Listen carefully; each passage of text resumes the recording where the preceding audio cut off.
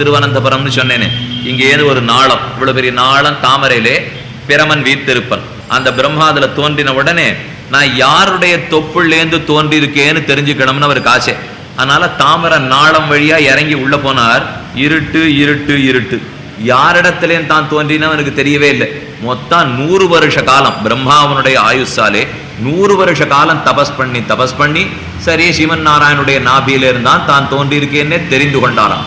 அப்படிப்பட்ட எம்பெருமான் படைத்தவன் சுலபத்துல நம்ம கண்ணில் பட்டுட போறது கிடையாது. அதனால சாஸ்திரம் சொல்லித்து விசித்திய விதீரகா, எல்லா இடத்துலையும் ரபாணி ரூபாணி விசித்திய தீரகா.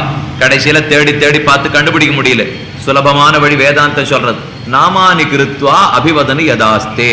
அத்தனை இடத்தையும் தேடி பார்த்தான், முடியலன்னுட்டு திரும்ப தான் வந்த இடத்திலேயே மனையில உட்கார்ந்துட்டு சுலபமா என்ன பண்ண ஆரம்பிச்சானா, பரவாசுதேவனே போற்றி, வியூகவாசுதேவனே போற்றி, ராமனே போற்றி, கண்ணனே போற்றி, வராகனே போற்றி, எனக்குள் உரைபவனே போற்றி, அரங்கனே போற்றி, திருமலையப்பனே போற்றினா அந்த பெருமாள் எல்லாரும் இவன் முன்னாடி வந்து நின்னுட்டான்.